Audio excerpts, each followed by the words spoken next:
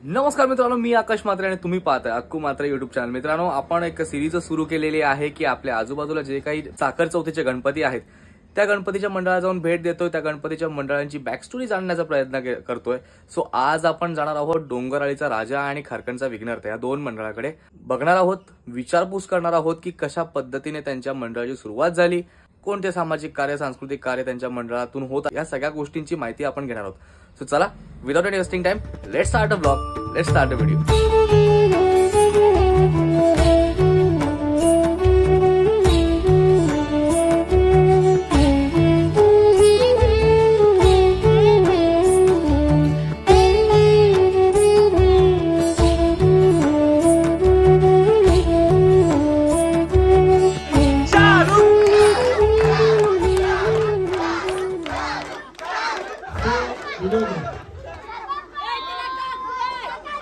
तो पहिल्याचं नाव घेतलं होतं पूजा वहिनींनी, की निलेश दादांचं नाव घेतलं होतं। या सर्वांच्या मध्ये सर्वात बेस्ट नाव उखाण्यामध्ये घेतलंय पूजा वहिनींनी आणि निलेश दादांकडून त्याला 500 रुपयाची रोख बक्षीस देण्यात येत आहे। 500 रुपयाची रोख रक्कम नावाबद्दल 500 रुपयाची रोख रक्कम। तर मित्रांनो, आता आपण आलो आहोत मंगलमूर्ती मित्रमंडळ डोंगरआळीमध्ये, जिथे आज यावर्षी बाप्पाचा 21वे वर्ष आहे। तर मी दादाला विचारलं, तर आधी तुझं नाव सांग। माझं नाव आहे संदीप हरिश्चंद्र तांडेल। ओके, या मंडळाला 21 वर्ष पूर्ण झाली, मंडळाची सुरुवात कशी झाली याबद्दलची माहिती थोडी सांग। मंडळाची सुरुवात जर विचार केला तर प्रत्येक गावामध्ये आजकाल सर्वकडे सार्वजनिक गणपती असतात, पण आमच्या गावामध्ये कुठेतरी सार्वजनिक गणपती व्हावा म्हणून आम्ही घरातले घरगुती गणपती ज्यावेळी झाले त्यावेळी असंच आम्ही 4-5 पोरं गावातली बसलो होतो। त्यावेळी मी पोरांना बोललो की प्रत्येक गावामध्ये गणपती साजरा होतोय, तर आपल्या गावामध्ये एक आपण सार्वजनिक साखर चौथीचा गणपती मांडूया का। तर पोराही सर्वही मला प्रोत्साहन दिला, काय बोलते ठीक आहे, आपला पहिल्या वर्ष आपण चालू करूया, जे काय खर्च होईल, जे काय पैसे लागतील ते आपण सर्व मिळून काढूया आणि आपण एक सुरुवात करूया। आणि ती सुरुवात करता करता आज आम्ही 21व्या वर्षी मध्ये पदार्पण केलेलं आहे, त्याचा आम्हाला जास्त आनंद आहे। नक्कीच, हे 21 वर्षांमध्ये काही वर्ष असे असतील जे कायम लक्षात राहणारे असतील, कायम लक्षात राहिलेले, त्या वर्षाबद्दल काही सांगशील का? पहिली जेव्हापासून आम्ही सुरुवात केली तेव्हापासून आम्हाला गाववाल्याही चांगला प्रतिसाद दिला। एक गणपती एक गाव अशी आमच्या गावाची एक रचना झाली आणि टोटल पूर्ण गाव आमचा या गणपतीमध्ये सहभाग असतोय, विसर्जनासाठी असतोय। म्हणून आम्हाला पहिल्या वर्षापासून 21 वर्षापर्यंत आतापर्यंत जो आम्हाला सहकार्य मिळालंय त्याच्यासाठी मी सर्व गाववाल्यांचे आभारी आहे। कोणकोणते सांस्कृतिक कार्यक्रम केले जातात या 1.5 दिवसामध्ये? या मंडळामध्ये 1.5 दिवस असतोय आम्हाला सांस्कृतिक कार्यक्रम करायसाठी। त्या निमित्ताने आम्ही सतत 2 वर्ष ऑर्केस्ट्रा ठेवला, भजन ठेवला, आता तुम्ही सुद्धा पाहता की लाईव्ह होम मिनिस्ट्रीचा कार्यक्रम सुद्धा चालू आहे। हे असे सांस्कृतिक कार्यक्रम आम्ही दरवर्षी ठेवतो आणि याच्या पुढेही ठेवू आम्ही। 21 वर्ष एखादं मंडळ चालवणं, 21 वर्ष एखादं ग्रुपला सोबत घेऊन जाणं खरंच सोपी गोष्ट नाही। या मंडळामध्ये तुमच्याच बरोबर बरेचसे असे सभासद आहेत, त्यांची ही जिद्द आहे म्हणून हे मंडळ पुढे चालू आहे। हेच मंडळ भविष्यात अजून मोठं व्हावं, तुमची अशीच निरंतर बाप्पासमोर सेवा असावी हीच ईश्वराचरणी प्रार्थना। तुमचा वेळ दिल्याबद्दल धन्यवाद। धन्यवाद, थँक्यू। माझ्याकडनं एक अशी एक विनंती आहे की आमच्या गणपतीला 21 वर्ष झाली आणि एक वैशिष्ट्य आहे की आमच्या मंडळाचा अध्यक्ष कोणी नाही, सर्वचे सर्व अध्यक्ष आहेत। ही एक मोठी गोष्ट आहे, याचा आम्हाला जास्त आनंद आहे। म्हणजे या मंडळामध्ये कोणत्याही प्रकारचा अध्यक्ष नाही आहे, सगळेच अध्यक्ष आहेत, सर्व सभासद सर्व अध्यक्ष। अरे वा वा, ही रचना कुठेतरी एकजूट आहे सर्व पोरांची, ही खरंच एक वेगळी कुठेतरी थॉट प्रोसेस आहे तुमची। या प्रोसेसला खरंच चला, धन्यवाद।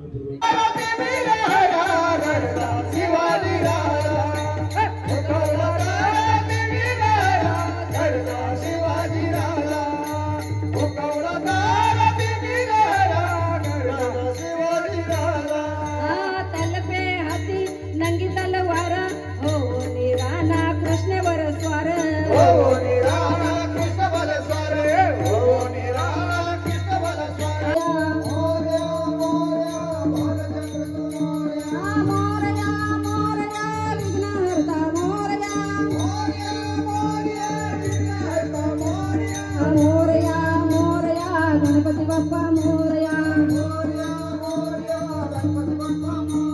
तर मित्रांनो, आता आपण आहोत विघ्नहर्ता मित्रमंडळाच्या मंडपामध्ये.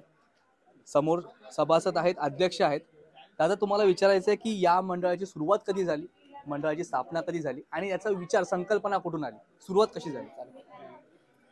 तुम्हाला सांगायला मला आवडेल की 2011 साली असेच केगाव मध्ये बघितले जातात तर दोन मंडळ होते. ते गणपती बाप्पा जे सण साखर चौथीचा साजरा करत होते. आमच्या पण मुलांच्या मनात आलं, एकत्र बसलो की बाबा आपल्या गावात काहीतरी सण साजरा व्हायला पाहिजे. 2011 साली पहिल्यांदा आमच्या मनात ही संकल्पना समुद्रावर आली की बाबा आपल्या गावात हे आपण साखर चौथ उत्सव साजरा करायचा, गणपती उत्सव. आणि 2011 साली पहिल्यांदा आपण गणपती साजरा केला. काहीच आयडिया नाही की मंडळ कसं बनवायचा, त्याच्यासाठी फंड कुठून येईल आणि एवढा मोठा कार्यक्रम आपण कसा करायचा. पण आपल्या सगळ्या जे आपले सगळे मेंबर आहेत, सभासद आहेत, त्यांच्या जी एकी होती, त्यांची जी मेहनत होती, त्या मेहनतीनेच हे आज हे 15वं वर्ष आहे आपल्या बाप्पाचं. आपला विघ्नहर्ता मित्रमंडळाचं 15वं वर्ष आहे. हे त्या मेहनतीनेच साकार झालेलं आहे.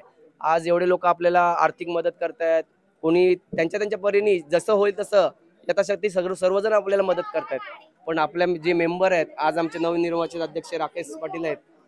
नवीन आम्ही दर 2-3 वर्षानंतर अध्यक्ष चेंज करतो. प्रत्येकाला हा अनुभव येऊन दे म्हणून आम्ही अध्यक्ष चेंज करत असतो. कसं आहे, सांगायला गेलं तर भरपूर आहे. आता जर तुम्हाला खारकण गावाचं तुम्हाला सांगितलं असता विसर्जन तुम्ही पाहाल तर बाप्पाचं विसर्जन खूप कठीण असतो. कारण आपल्या साईडला समुद्र किनारा लाभला आहे, पण तो पूर्ण काथलाच आहे. आणि त्यामधून एवढा बाप्पा वजन घेऊन जायचं एक काट म्हणजे बोलायला तर तारेवरची कसरतच आहे. पण खरंच मी माझ्या सर्व साथीदारांचा, सभासदांचा, स्पेशली आकाश सुद्धा त्याच्यामध्ये त्यांचा मी आभार मानतोय. कारण हे सर्व शक्य त्यामुळेच होतंय की सर्व साथ असतात आणि सर्व बाप्पाच्या प्रेमापोटी आणि एक सण साजरा करायचा यापोटी हे एवढा मोठा सण इकडे आपण साजरा करतोय.